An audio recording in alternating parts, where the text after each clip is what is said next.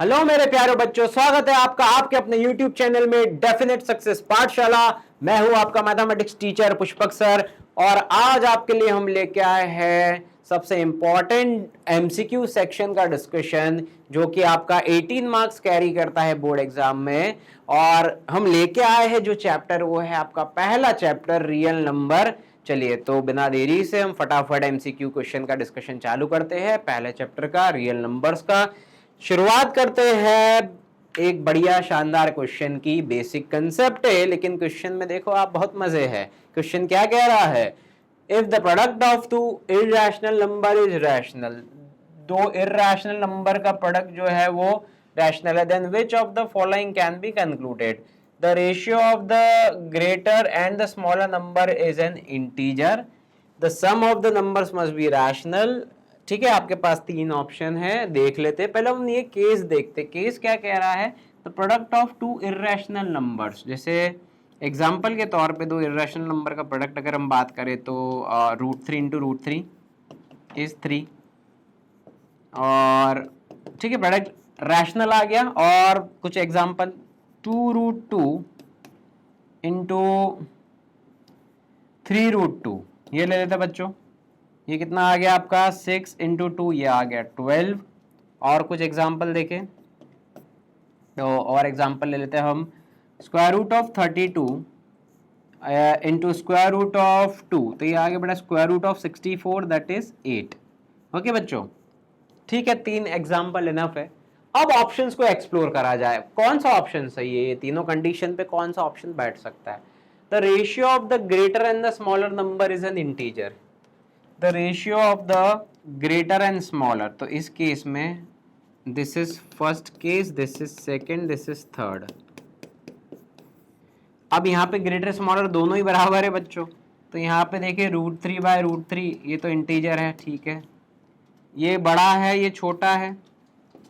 3√2/2√2 cancel करें तो ये आ जाएगा 3/2। ये इंटीजर है क्या? नहीं, ये इंटीजर नहीं है। पहला ऑप्शन काटो। The sum of the numbers must be rational, दोनों नंबर के सम। तो यहाँ पे देखिए √3 और √3 दोनों के सम करें हमने, √3 + √3 2√3। नहीं बच्चों, भाई ये तो इररेशनल आ गया, काट दो इसको। सेकंड ऑप्शन भी कट गया।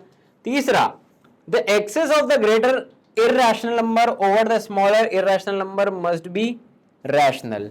ओके, मतलब ये कह रहा है ऑप्शन कि दोनों नंबर का डिफरेंस निकालो, क्या वो रैशनल है क्या? सरल भाषा में अगर बोले, क्या वो रैशनल है क्या? दोनों का डिफरेंस निकालो। चलो, जैसे पहले केस में √3 नंबर है और √3 दोनों ही सेम है, दोनों का डिफरेंस कितना आएगा? दोनों का डिफरेंस 0 आएगा। हाँ, ये तो रैशनल है। इस केस में 3√2 - 2√2, 3√2 - 2√2, तो ये कितना आ गया बेटा? 1√2, मतलब √2 आ गया। नहीं भैया, ये तो इररेशनल है बच्चों, मतलब ये गया। तो none of these, D option हमारा सही है, नन ऑफ दीज। तो आप देखिए इस तरह से क्वेश्चन आता है तो you have to take some examples, और इन एग्जांपल्स पे सारी कंडीशंस लगा के देख लेना और वहां से क्लैरिटी आ जाएगी आपको। चलो आगे बढ़े, चलिए आगे बढ़ते हैं।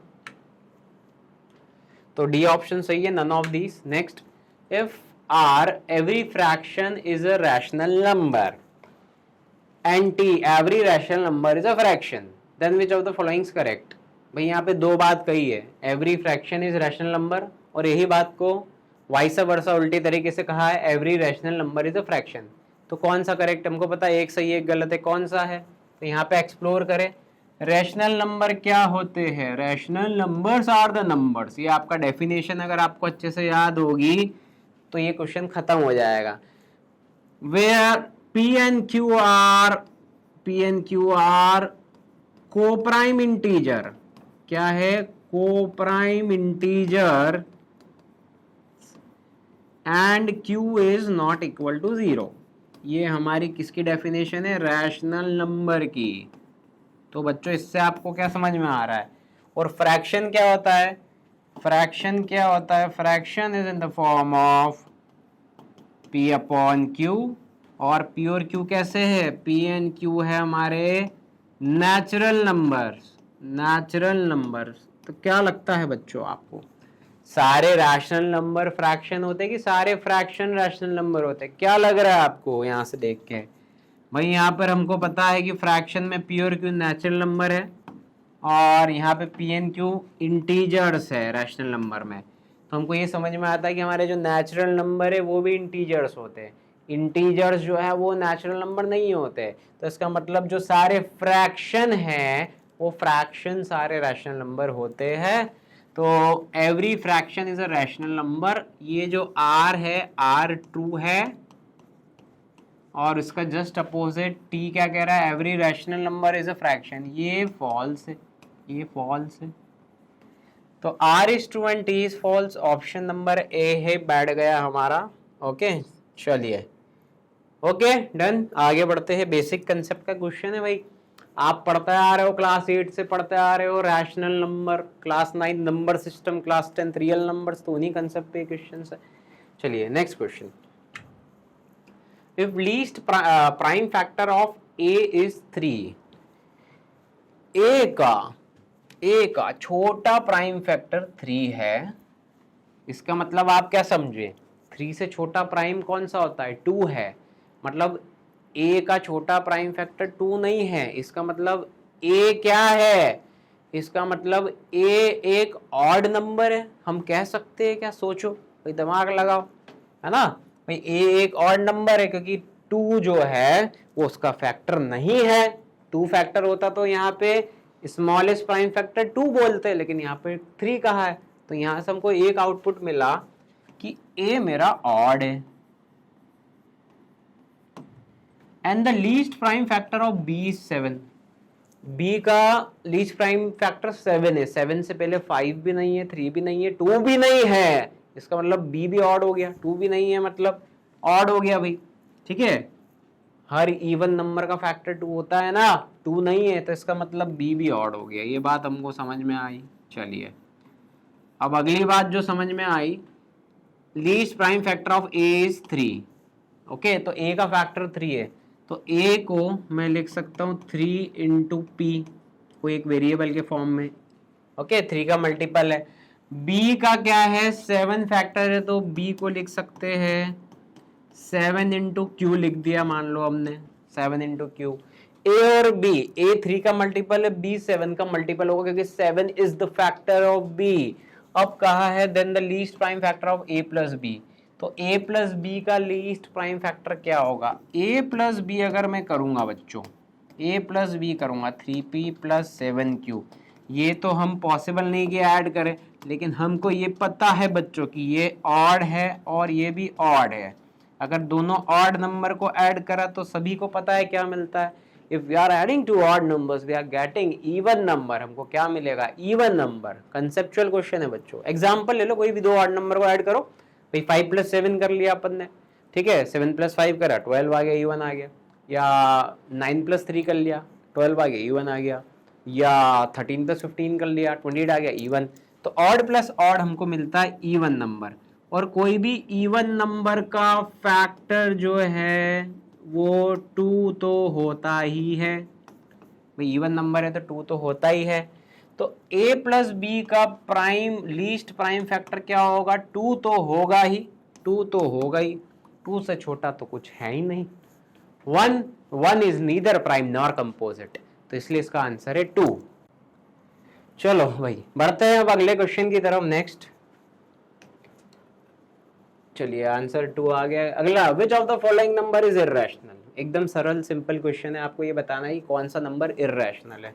तो सबको थोड़ा सा एक्सप्लोर कर लेते हैं भाई फटाफट। √4 2, √9 3, तो ये 2/3 आ गया तो रैशनल हो गया। Cube root of 8 2, cube root of 27 3, ये भी 2/3। 7 π/22। अब पाई कैसा बच्चों? पाई एक इर्रेशनल नंबर है। ओके, अब इर्रेशनल नंबर में आपने मल्टीप्लाई करा 7/22, तो आपका आंसर जो है वो इर्रेशनल ही आना है। तो ये इर्रेशनल हो जाएगा, ऑप्शन नंबर सी इर्रेशनल हो जाएगा। ओके, अब आप देखो यहाँ पर आप बोलोगे कि अरे सर एक काम करते हैं, पाई को आप रखो 22/7, 22/7 रखा तो 22 से 22 काटा, 7 से 7 काटा, आंसर 1 आ गया। ये तो रैशनल है।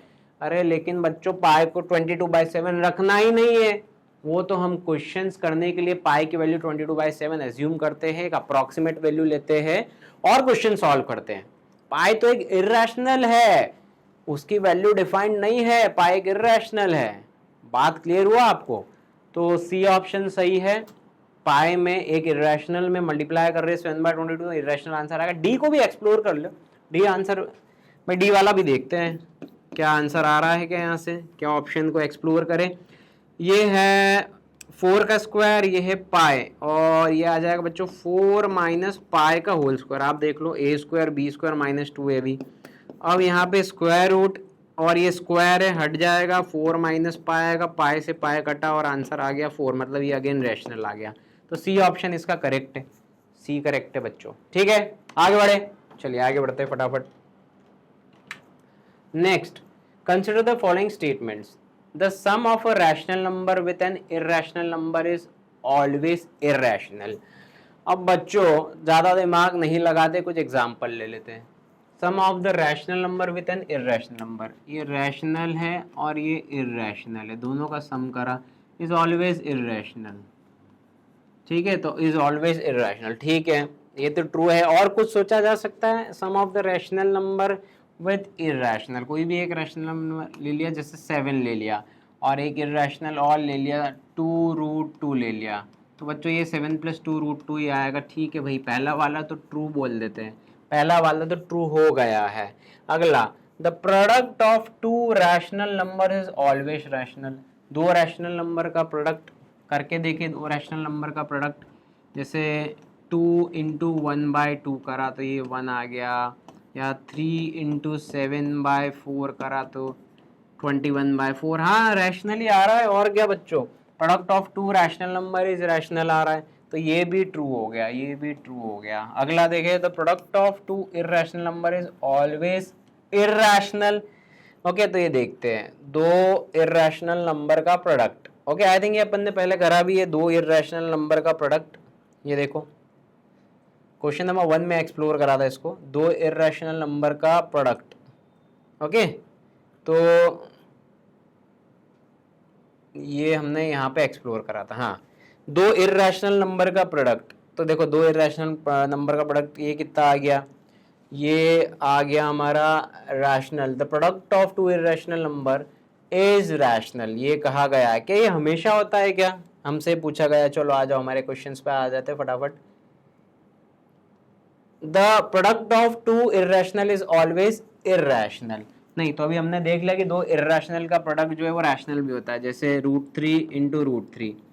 द प्रोडक्ट ऑफ 2 इर्रेशनल कर दिया, इज ऑलवेज रैशनल। नहीं, ये तो रैशनल आ गया है, लेकिन ये कहा इज ऑलवेज इर्रेशनल। नहीं भाई, ये तो फॉल्स हो गया, ये तो फॉल्स हो गया।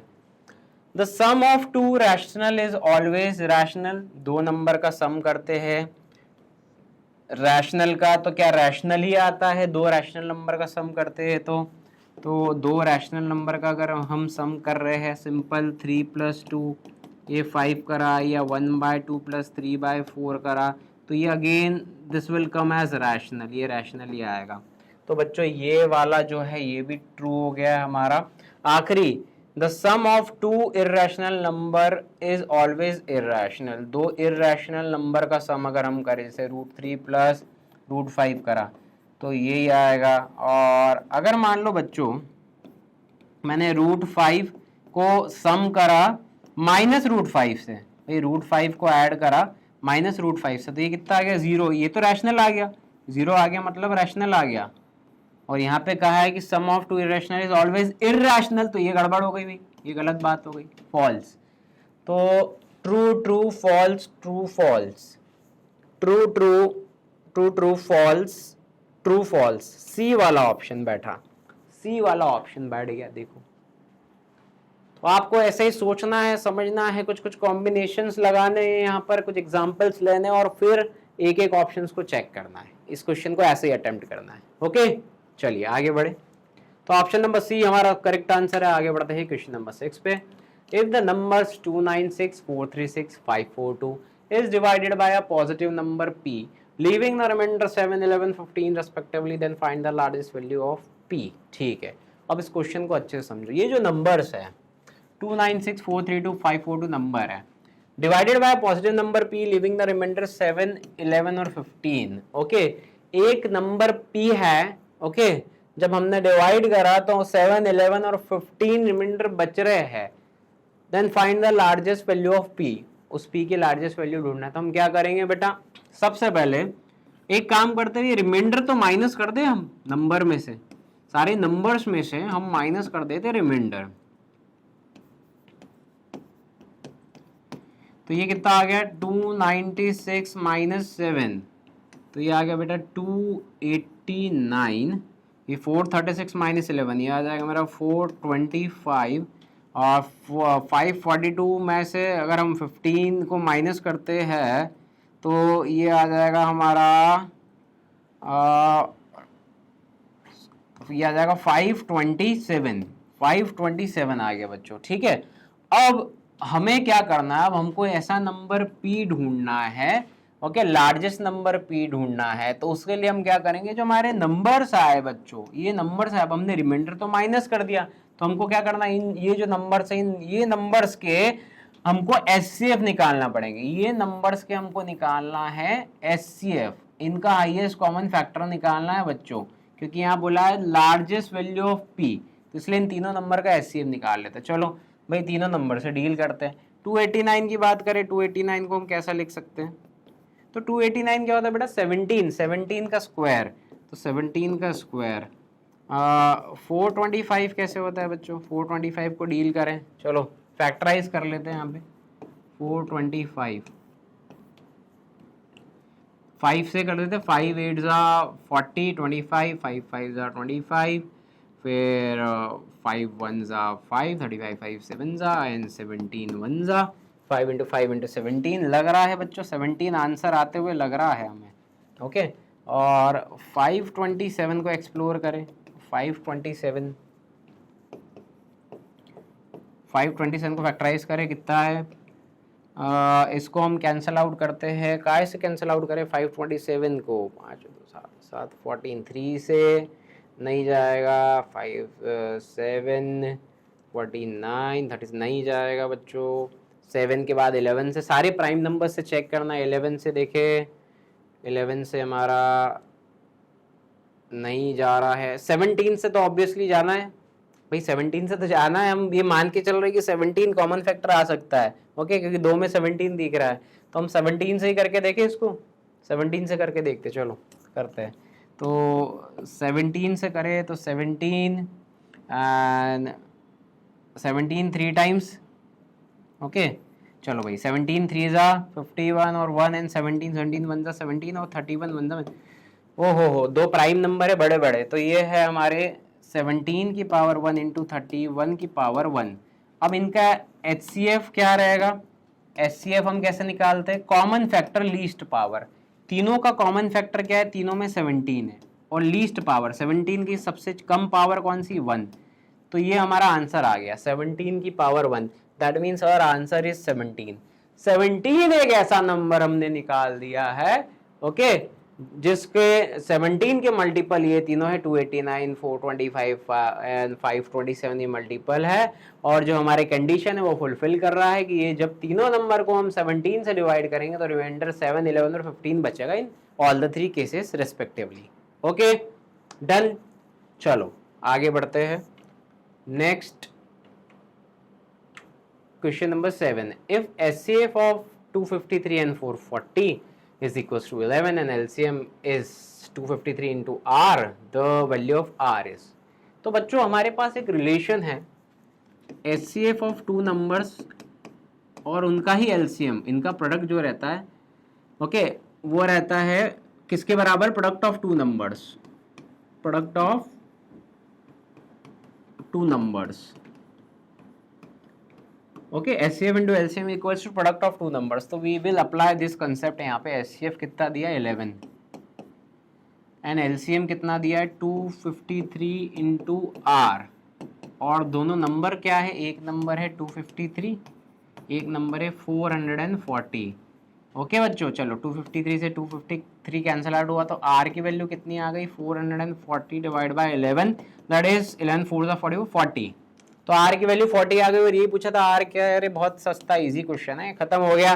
चलो आर 40 आ गया। तो सिंपल रिलेशन बेस्ड क्वेश्चन है बच्चों, HCF into LCM equals to product of two numbers, इसका क्वेश्चन आता ही है, ये रिलेशन का क्वेश्चन आता ही है, तो बहुत इंपॉर्टेंट रिलेशन है, इसको याद रख लो।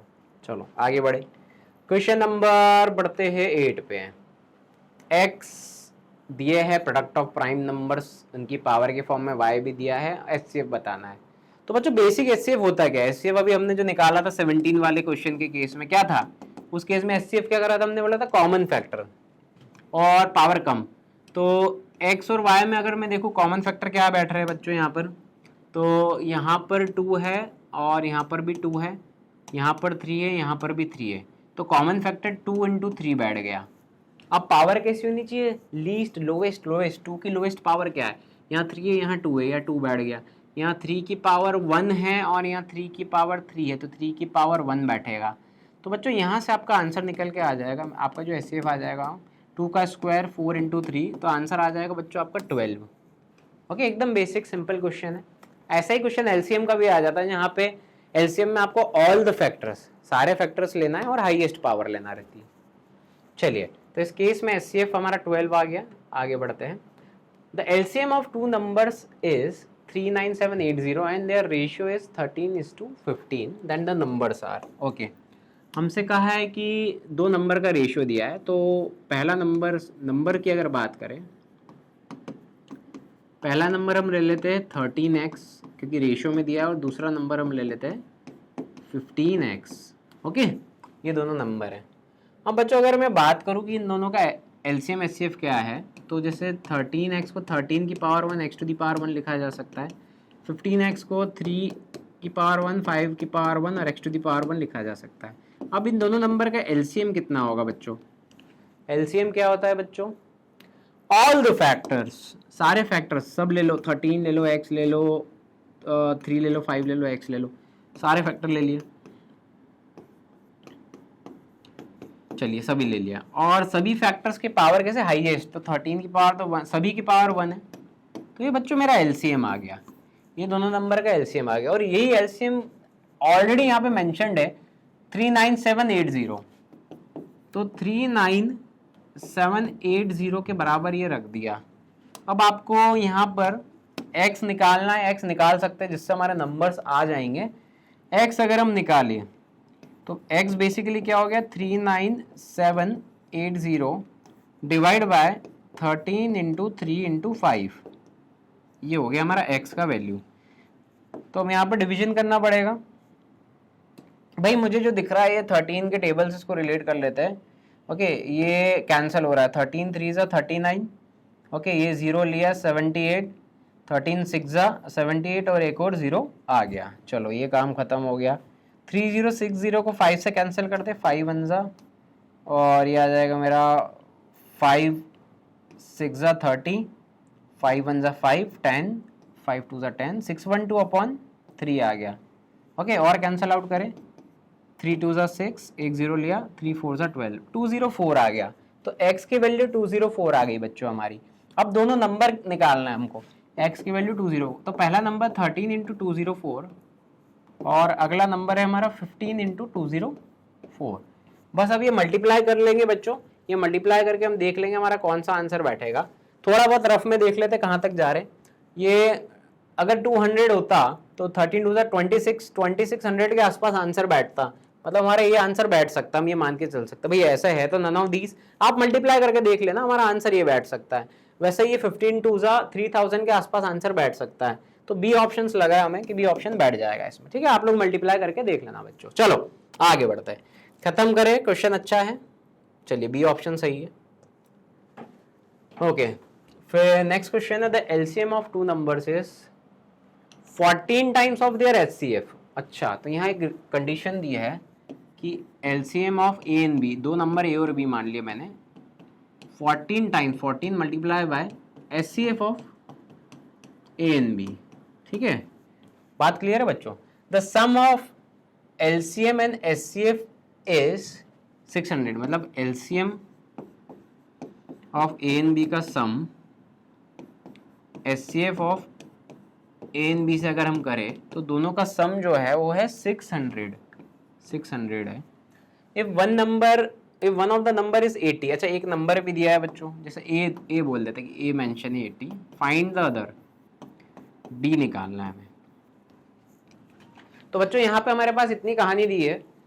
ओके, एचसीएफ एलसीएम में रिलेशन दिया है और एक नंबर भी 80 दिया है, अदर ढूंढना है, दूसरा ढूंढना है। तो देखते हैं इसको कैसे करें। यहाँ पर हम क्या कर सकते हैं यहाँ पर देखिए बच्चों, तो हमारे पास एक रिलेशन और भी है, LCM into HCF equal to product of two numbers, मतलब 80 इंटू बी, ये भी रिलेशन है। तो यहाँ से एक इक्वेशन और जनरेट हो सकती है हमारी, LCM into HCF equal to 80 into B. चलो अब अदर नंबर कैसे निकालें, तो ये हमारे पास इक्वेशन है, इनसे डील करते देखते हैं कैसे निकालते हैं। अब यहाँ पे LCM of A and B जो है, एलसीएम को लिख सकते हैं 14 इंटू एचसीएफ, ओके, और LCM plus HCF equal to 600 है। चलो एलसीएम यहाँ पर सब्सटीट्यूट करते हैं, LCM equal to 14 into HCF, तो LCM of A and B की जगह यहाँ लिख सकते हैं 14 एचसीएफ। तो बच्चों यहाँ पे इक्वेशन 1 डाली, इसको इक्वेशन 2 डाली, इक्वेशन 3 डाल दी बच्चों। तो एक काम करते हैं, इक्वेशन 2 में सब्सटीट्यूट कर लेते हैं एलसीएम की जगह 14 एचसीएफ, ओके। तो क्या 14 HCF of A and B plus HCF of A and B is equal to 600, ये आ गया, ठीक है। अब ये कितना हो जाएगा, 14 एचसीएफ प्लस एचसीएफ, तो ये जाएगा 15 HCF of A comma B is equal to 600, और यहाँ से जो एचसीएफ आ जाएगा बच्चों ए कॉमा बी का, वो आ जाएगा 600 डिवाइड बाई 15, ओके, 15 4 × 60, तो 40 आ गया, एचसीएफ 40 आ गया, ओके। अब हमारे पास एचसीएफ आ गया 40, तो वहाँ से एलसीएम में निकल जाएगा आपका, निकाल लें। चलो तो एचसीएफ की जगह 40 रख दो, तो एलसीएम कितना आ गया यहाँ पे, 14 इंटू 4, यह आ गया 560, तो यहाँ से एलसीएम आ जाएगा, वो आ जाएगा 560, ठीक है बच्चों। तो एचसीएफ और एलसीएम दोनों आ गए। एचसीएफ की वैल्यू हमने कोई भी इक्वेशन में रख दी, पहली में रख दी, दूसरी में रख दो, एलसीएम निकाल लो। चलो यहाँ से अब नंबर निकाल लेते हैं, एचसीएफ इंटू एलसीएम, मतलब ये हो जाएगा बच्चों 560 into 40 upon 80 is equals to B.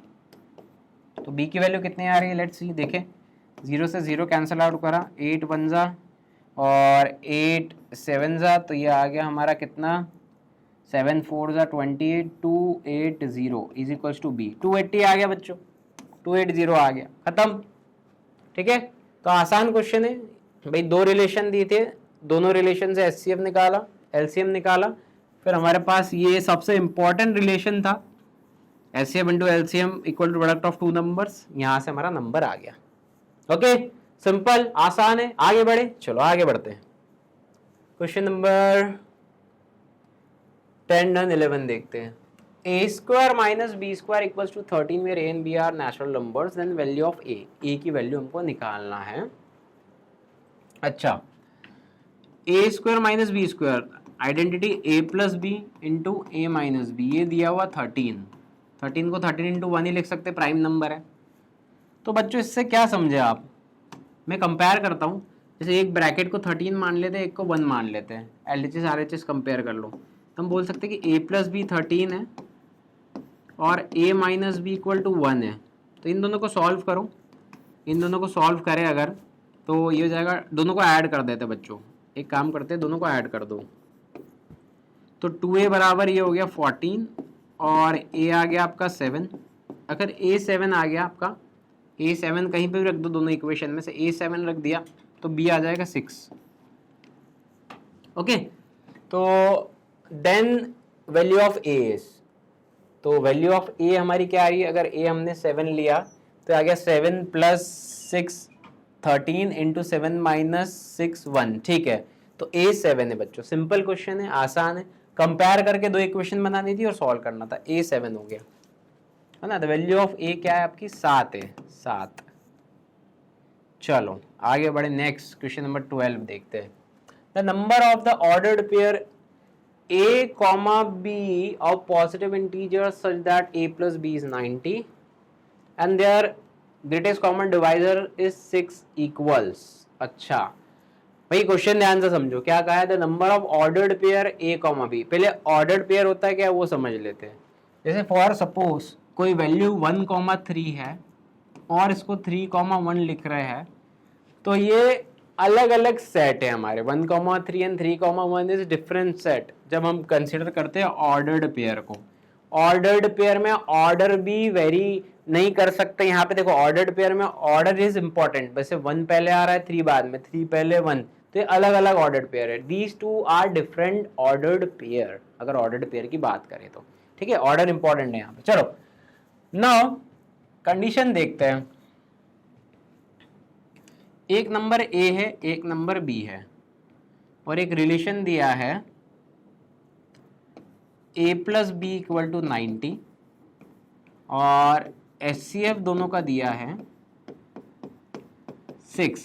इसका मतलब है a जो है 6 का मल्टीपल होगा, b भी 6 का मल्टीपल होगा। हम ऐसे लिख देते a को लिख देते 6p और b को लिख देते 6q। भाई दोनों ही 6 के मल्टीपल है, क्योंकि दोनों का common factor, highest common factor 6 है, तो दोनों 6 के मल्टीपल तो होंगे ही बच्चों। ये बात क्लियर हो गई ना। चलो अब हम यहाँ पे क्या देखें, क्या कर सकते हैं बच्चों, ये जो रिलेशन है इसमें वैल्यू पुट करते हैं। a plus B equal to 90, तो 6p plus 6q equals to 90। 6 common ले लेते हैं, तो p प्लस q कितना आ जाएगा, 6 कॉमन लेंगे, डिवीजन में जाएगा, 6 1 जा और 6 5 जा, p प्लस q आ गया 15। p प्लस q 15 आ गया। चलिए अब यहाँ क्या कर सकते हैं, अब यहाँ पे हम a और b की वैल्यूज बना सकते हैं, वैल्यूज कंसिडर कर सकते हैं। उसके लिए हमको क्या करना पड़ेगा, उसके लिए बच्चों हम क्या कर रहे हैं ध्यान से देखना। p और q की वैल्यू अज्यूम करते जाते हैं। फॉर एग्जांपल जैसे मैंने अगर सबसे पहले p1 लिया, तो p1 लिया तो q कितना आ जाएगा, 14 आ जाएगा। p1 लिया तो q 14 आ गया। इससे आंसर क्या आ जाएगा यहाँ पर, इससे आंसर आ जाएगा a का जो आंसर आ जाएगा वो आ जाएगा 6p, मतलब 6 इंटू 1, और b का जो आंसर आ जाएगा 6q, मतलब 6 इंटू 14। तो दो नंबर्स मिलेंगे हमें a और b। ठीक है, तो एक आंसर यहाँ से आ जाएगा बच्चों आपका। p1 लेंगे, q 14 लेंगे, तो a और b की ये दो वैल्यू आ जाएगी जो इस रिलेशन को सेटिस्फाई करेगी। कौन सा, a प्लस बी 90, ये सेटिस्फाई होगा, और दोनों का HCF 6 होगा। एक करके भी बता देता हूँ, अगर आपको ऐसा लग रहा है तो अपन इसको कर भी सकते हैं। तो बच्चों यहाँ पे देखो एक नंबर क्या निकल के आ रहा है मेरा, a की वैल्यू जो आ रही है वो 6 आ रही है, ओके। b की वैल्यू कितना निकल के आ रही है, ये आ रही है 84, b की वैल्यू 84 आ रही है। तो आप देखो a प्लस बी 90 हो रहा है, 84 और 6 को प्लस करा 90 हो रहा है, और दोनों का HCF आप निकालोगे 84 और 6 का, तो वो 6 आएगा HCF। ठीक है, चलो अब दूसरा सॉल्यूशन निकालते सेकंड। भाई जैसे p1 q 14 लिया था, वैसे p2 ले लो। p2 लेंगे, अगर p2 रखा तो q 13 आ जाएगा। तो यहाँ से एक और सॉल्यूशन निकल जाएगा ऑर्डर्ड पेयर के फॉर्म में। अगर हम देखें तो ये निकल गया मेरा 6 इंटू 2, और b की वैल्यू आ गई हमारी 6 इंटू 13। अब हम मल्टीप्लाई नहीं कर रहे, क्योंकि हमको सॉल्यूशन नहीं पूछा कि नंबर्स क्या है, हमको तो बस ये जानना है कि कितने ऑर्डर्ड पेयर निकल रहे हैं। तो ये पहला ऑर्डर्ड पेयर आया, यहाँ पे ये पहला ऑर्डर्ड पेयर आया, ये दूसरा ऑर्डर्ड पेयर आया। आगे देखते हैं थर्ड। p इक्वल्स टू, अगर मैंने 3 लिया बच्चों, p 3 लिया, तो q कितना आ जाएगा, 15 माइनस 3, तो 12 आ गया। ठीक है, यहाँ से a आ जाएगा मेरा 6 इंटू 3, और b आ जाएगा 6 इंटू 12। लेकिन बच्चों यहाँ कहानी में एक ट्विस्ट है। कहानी में ट्विस्ट क्या है, बात को समझो आप ध्यान से। अगर मैं 6 इंटू 3 और 6 इंटू 12 करता हूँ, तो इन दोनों के केस में मेरा HCF ऑफ 6 नहीं बचेगा, HCF 6 नहीं बचेगा। क्यों, क्योंकि मैंने यहीं पे देख लिया था कि 3 और 12 एक ऐसा नंबर है, इन दोनों में से भी तो एक कॉमन नंबर आ रहा है। भाई इन 3 और 12 का भी तो एक कॉमन फैक्टर निकल के आ रहा है। 12 में भी 3 है और यहाँ भी 3 है, तो 3 और 12 का कॉमन फैक्टर 3 आ रहा है। तो 12 और 3 का जब कॉमन फैक्टर 3 आ रहा है, तो डेफिनेटली ये 3 और 12 मिलकर 6 तो कॉमन है ही यहाँ पर। 12 और 3 का एक और कॉमन 3 आ रहा है, तो HCF बदल जाएगा, अब HCF 6 नहीं रहेगा। इसका मतलब है ये वाला केस कंसिडर नहीं करेंगे बच्चों। तो हमको ये भी देखना है कि यहाँ पर जो हम नंबर लिख रहे हैं p और q के, ये दोनों का आपस में कोई कॉमन फैक्टर ना हो। अपार्ट फ्रॉम वन, वन तो सबका ही रहता है वन के अलावा। ओके, तो फोर्थ अगर हम देखें, नेक्स्ट P अगर मैं 4 लिख रहा हूं तो Q मेरा 11, 4 और 11 से भी एक आंसर मिल जाएगा हमें, ठीक है, 4 और 11 से भी एक आंसर मिल जाएगा यहाँ पर हमें।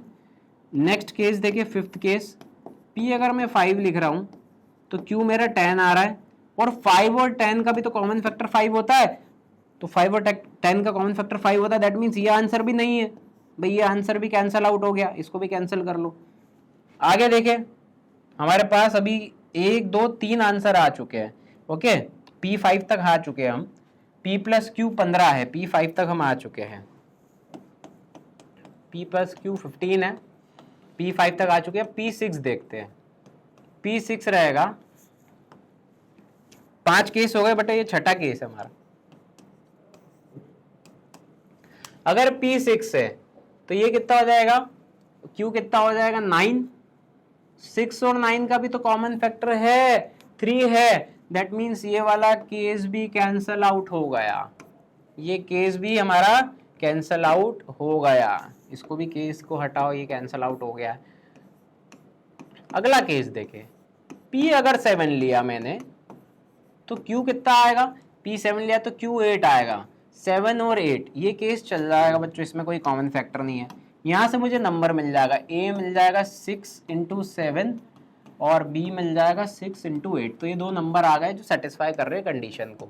ओके, फिर अगला केस ये हो गया 7, ये 8th केस अगर हम देखें, P अगर 8 लेंगे तो Q 7 आएगा, तो यहाँ से A की वैल्यू आ जाएगी 6 × 8 और B की वैल्यू आ जाएगी 6 × 7, तो बच्चों ये केस भी चल जाएगा, ये केस भी होगा। लेकिन अब आप देखो केस रिपीट हो गया है, केस रिपीट हो गया है, यहाँ से रिपीट हो गया, देखो P7 Q8 इसको इंटरचेंज कर लिया, Q8 और यहाँ पर P8 हो गया और Q7 हो गया, आपस में इंटरचेंज हो गए, मतलब यहाँ से केस रिपीट हो जाएंगे, जो हमारे ऑलरेडी केसेस आ चुके हैं उन्हीं को इंटरचेंज कर लो तो बचे हुए केसेस भी आ जाएंगे। तो हम देखिए हमारे ऑलरेडी कितने केस आ चुके थे, 1 2 3 और 4, भाई यहां से तो रिपीट हो गई, 4 केस आ चुके थे। अब ये चारों केस में P और Q इंटरचेंज हो जाएगा, तो हमारा आंसर टोटल अगर ऑर्डर्ड पेयर की बात करें तो टोटल ऑर्डर्ड पेयर कितने हो जाएंगे, 4 को डबल कर दिया 8। अगर ऑर्डर्ड पेयर की बात नहीं होती तो हमारे 4 आंसर 4 आंसर ही रहता, बट यहाँ पर इंटरचेंज होके भी ऑर्डर्ड पेयर की बात करी है तो इसलिए आंसर आ गया 4 के डबल केसेस, 8 केसेस हो जाएंगे, है ना। जैसे यहाँ पर आपने देखा ना, यहाँ पर क्या हुआ, यहाँ पर P4 और Q11 हो, अब इसको इंटरचेंज कर लो, P11 Q4 हो जाएगा, इसको इंटरचेंज कर लो, P13 Q2 हो जाएगा, इसको इंटरचेंज कर लो, P14 Q1 हो जाएगा। समझे बच्चों आप, इसलिए मेरे टोटल 8 आंसर्स हो जाएंगे। Done, perfect. तो यहाँ पर है ऑप्शन नंबर सी 8। चलो खत्म क्वेश्चन 12, एक बढ़िया अच्छा क्वेश्चन था बच्चों, ठीक है। तो ये डन होता हमारा, खत्म होता है क्वेश्चन 12। आगे बढ़ते हैं क्वेश्चन नंबर 13 पर। चलो बच्चों बढ़ते हैं हमारे नेक्स्ट क्वेश्चन पे, क्वेश्चन नंबर 13। क्वेश्चन नंबर 13 क्या कह रहा है, if HCF of P and Q is 12 and P into Q equals to 1800 into n, where n belongs to natural number, then LCM of P and Q is। Okay, तो एकदम basic बात कही है भाई, HCF into LCM equal to product of two numbers लगा दें, वही देखते हैं। HCF into LCM और दोनों नंबर क्या है यहाँ पे, P और Q, P into Q। तो HCF 12 है, LCM निकालना है, दोनों नंबर्स का प्रोडक्ट जो है वो 1800 इंटू एन के फॉर्म में दिया हुआ है, P into Q equals to 1800 into N. तो यहाँ से LCM कितना आ रहा है बच्चे, 1800 अपॉन 12 इंटू एन। तो LCM कितना आ गया, 1800 अपॉन 12 करा बेटा, 12 1 ये आया 12 150 एन। तो एक बात हमको समझ में आई बच्चों कि LCM जो है वो 150 का मल्टीपल है, और एक बात और पता है हमको कि LCM is multiple of HCF, और HCF है हमारे पास 12। तो हम यहाँ से ऑप्शन से देख सकते हैं, हमको एक ऐसा नंबर देखना है जो 150 का भी मल्टीपल हो, 12 का भी मल्टीपल हो, एक ऐसा नंबर यहाँ पे देखना है। तो 90 को तो हटा दो, 150 का मल्टीपल है 150, 12 का मल्टीपल 12 का मल्टीपल नहीं, 150 हटा दो, फिर इससे बड़ा 900 को चेक करना है। 150 का मल्टीपल है, 150 का मल्टीपल है, बिल्कुल है, और 12 का मल्टीपल है, 12 का मल्टीपल देखिए इसको 84 है, हाँ 12 का भी है बच्चों, तो ये बैठ रहा है बेटा 900 बैठ गया आपका। अगर 3600 को चेक करें तो 3600 भी 12 का मल्टीपल तो है और 150 का मल्टीपल भी है, लेकिन लोएस्ट कॉमन मल्टीपल में हम 900 को लॉक करते हैं यहाँ पर, तो 900 हमारा सही आंसर है यहाँ पर, है ना। अब आप बोल रहे हो सर आंसर ऐसा कैसे, 900 भी 3600 भी, ये इतना सारा आंसर पॉसिबल कैसे, और भी आंसर पॉसिबल है, वो कैसे है, क्योंकि यहाँ कहा है n belongs to natural number, okay भाई n can be any natural number, है ना। ठीक है बच्चों, चलिए आगे बढ़ते हैं। 900 इसका करेक्ट आंसर है। Next, Ashok has two vessels which contain 720 ml and 405 ml of milk respectively. Milk in each vessel is poured into the glasses of equal capacity of their brim. Find the minimum number of glasses which can be filled with the milk. ठीक है, ये बेटा एक word problem है। अब word problem का एक नियम है कि आप जो नंबर का, जिस भी नंबर का HCF या LCM लेंगे हमें वही क्वांटिटी मिलती है। जैसे फॉर एग्जांपल सबसे पहले हम ये देखेंगे यहाँ पे नंबर ऑफ ग्लासेस निकालने, तो नंबर ऑफ ग्लासेस, ये जो नंबर गिवन नंबर है, गिवन डेटा, इससे तो कम ही रहेंगे। 720 ml 405 ml यहाँ पे तो मिल्क दिया हुआ है। अब नंबर ऑफ ग्लासेस, एक माइंडसेट ये रहता है, बच्चा कंफ्यूज रहता है कि HCM निकाले कि LCM निकाले। अब हमको पता है कि आंसर इससे तो कम ही आना है, ये जो नंबर्स दिए इससे कम ही आना है, तो मतलब कम कब आंसर आता है, जब हम निकालते HCF। तो पहला अपना एक गोल सेट हुआ कि हमको निकालना है HCF। अब HCF हमको देगा क्या, दूसरा गोल, तो HCF हम किसका निकाल रहे हैं, 720 ml और 405 ml का, तो HCF जो आएगा वो भी ml ही आएगा। तो ml मतलब क्या आएगा, quantity of milk in one glass आएगा, भाई नंबर ऑफ ग्लास नहीं आ जाएगा। बच्चा क्या करता है, 720 405 का HCF लिया और जो आंसर आया वही बोल दिया नंबर ऑफ ग्लास। नहीं, ध्यान से समझो, 720 और 405 ml क्या है, ये दोनों क्वांटिटी ऑफ मिल्क है, तो क्वांटिटी ऑफ मिल्क है तो क्वांटिटी ऑफ मिल्क ही आएगा ना HCF में, नंबर ऑफ ग्लास थोड़ी आ जाएगा। तो चलो quantity of milk in one glass निकालते, तो उसके लिए मुझे 720 और 405 का सबसे पहले लेना पड़ेगा HCF। फैक्टराइजेशन करते हैं, चलिए करते हैं। 2 3 6, 2 6 12, 2 1 2 8 2 9 2 4 5 और 3 1 3 5 3 5 15, 5 1 5। ये हो गया बच्चों काम। 405 को एक्सप्लोर करें, 405 देखें तो ये जाएगा 3 1 10, 3 3 15, 3 5 15, 3 4 12, 15, 3 5 15, 3 1 3 5 3 5 15, 5 1 5। तो बच्चों 720 को हमने लिख दिया, 720 को 1 2 3 4, 2 की पावर 4 और 3 की पावर 2 इंटू 5 की पावर 1। ओके चलिए 405 को 3 की पावर 4 इंटू 5 की पावर 1। अब बच्चों इनका HCF हमें क्या देगा, HCF क्या देगा, quantity of milk, quantity of milk in one glass, milk in one glass. तो देखिए इनका HCF क्या आ रहा है, HCF कैसे निकालते हैं, कॉमन फैक्टर 2 3 5। कॉमन फैक्टर क्या है बच्चों, कॉमन फैक्टर है 3 और 5। तो कॉमन फैक्टर की पावर कैसी होनी चाहिए HCF में, लीस्ट पावर, लोएस्ट पावर। तो 3 की लोएस्ट पावर 2 है, 5 की लोएस्ट पावर 1 है, तो ये कितना आ गया 9 इंटू 5, तो आ गया 45 ml। भाई 45 ml आ गया बच्चों, 45 ml।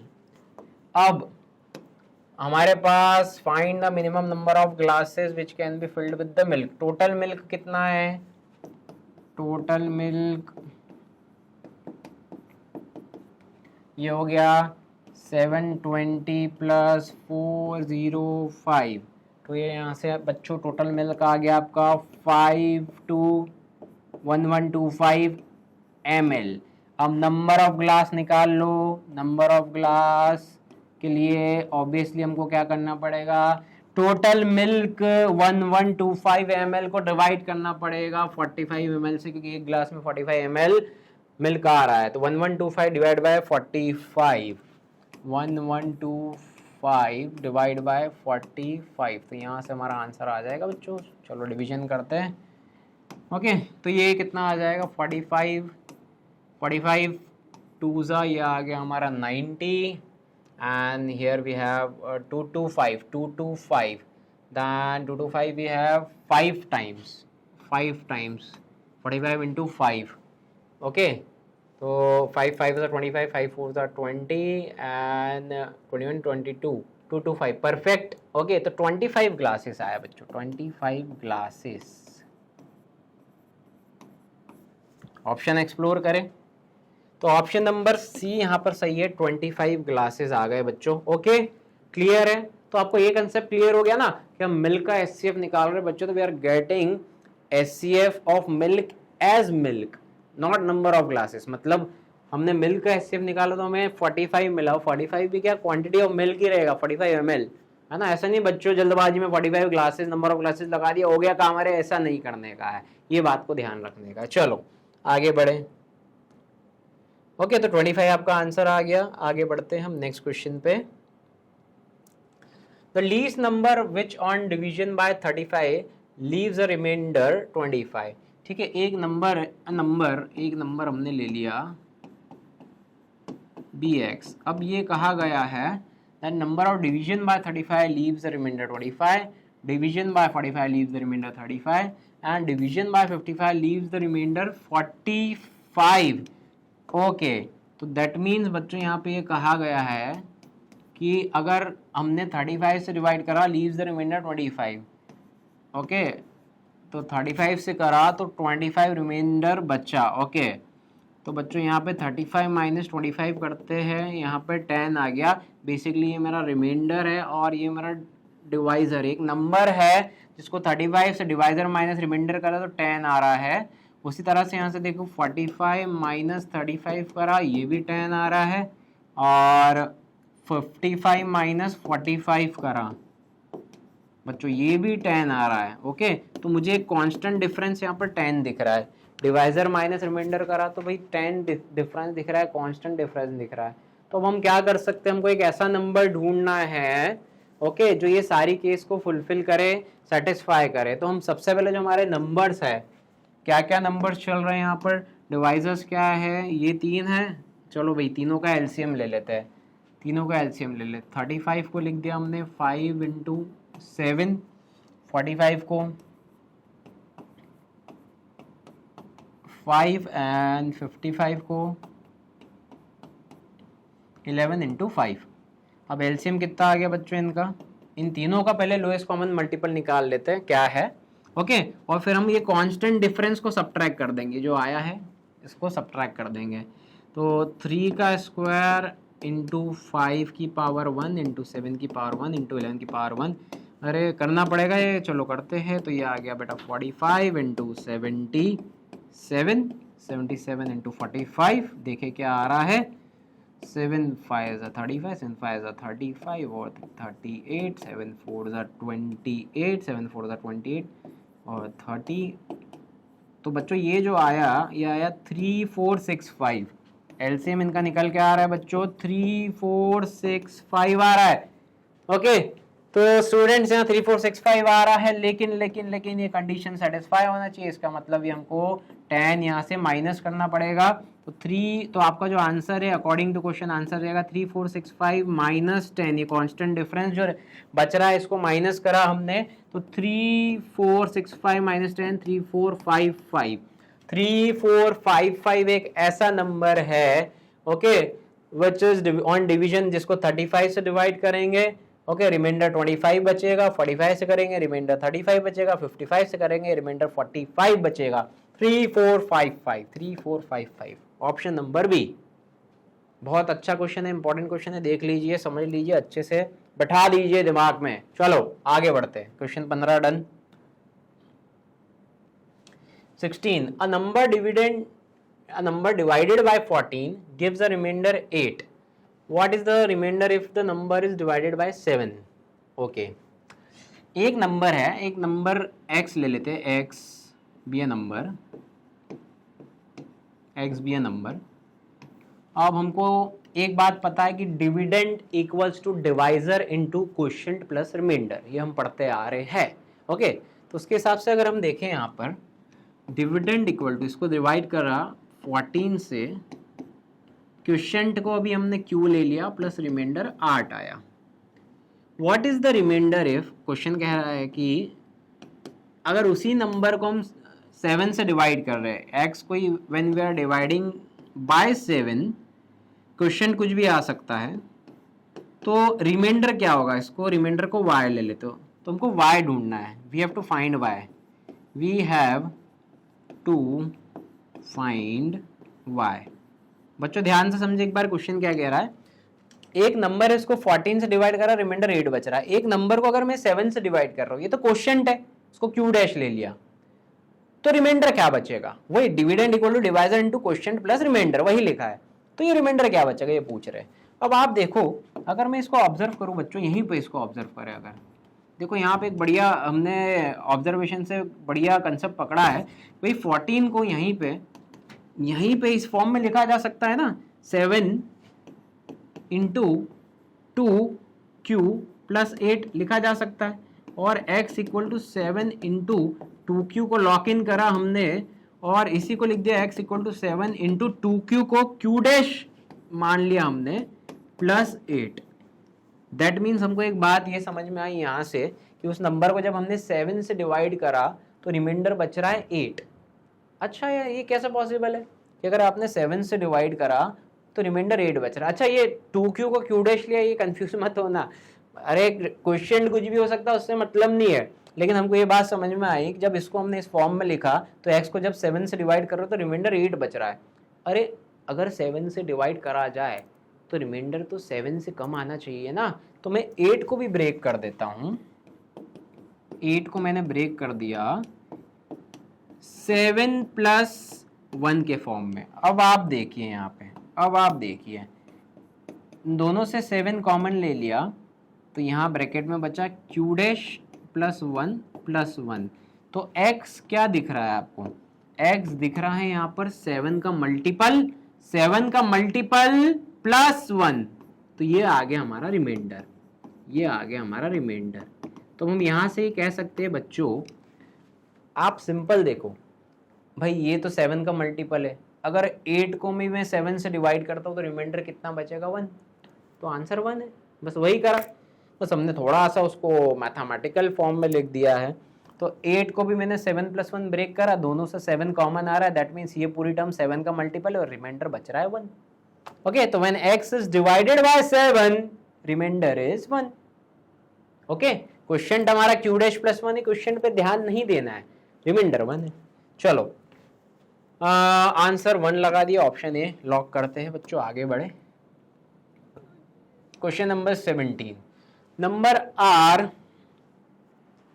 is termed as rational number if it can be expressed as p by q, where p and q are integers and अच्छा, अरे ये तो बहुत सरल पूछ लिए, ये रैशनल होता है और डेफिनेशन क्या है, p and q are co-prime integers and q is not equals to 0, तो ये तो रैशनल नंबर की डेफिनेशन है, तो यहाँ पे q is not equal to 0 को लॉक करो, खत्म।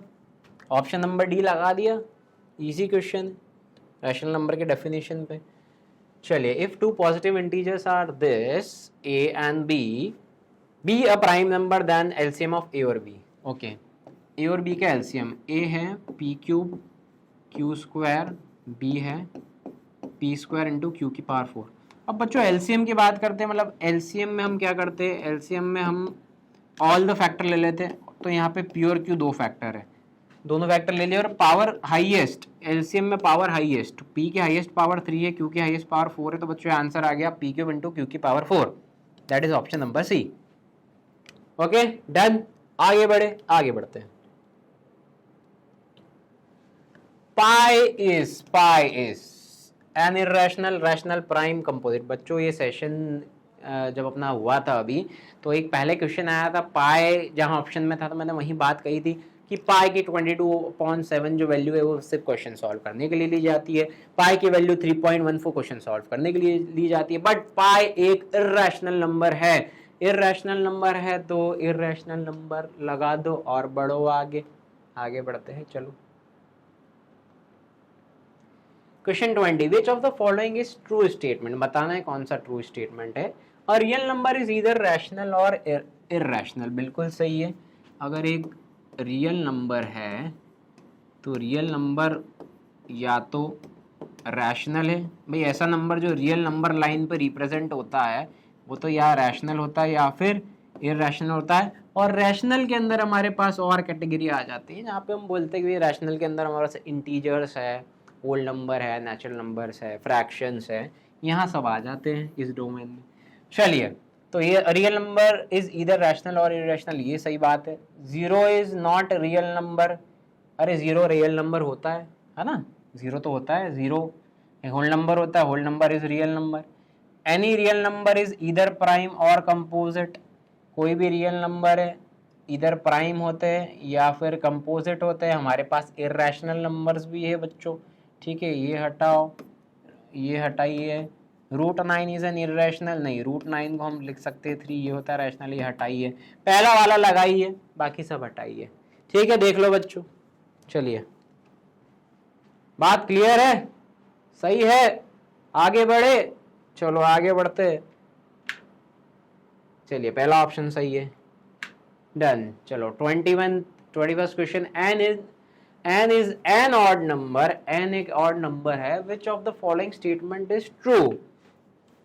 अगर n odd number है, अगर n odd है तो कौन कौन से ऑप्शन यहाँ पे ट्रू हो सकते हैं, कोई सा एक ही होगा, कौन सा ट्रू हो सकता है।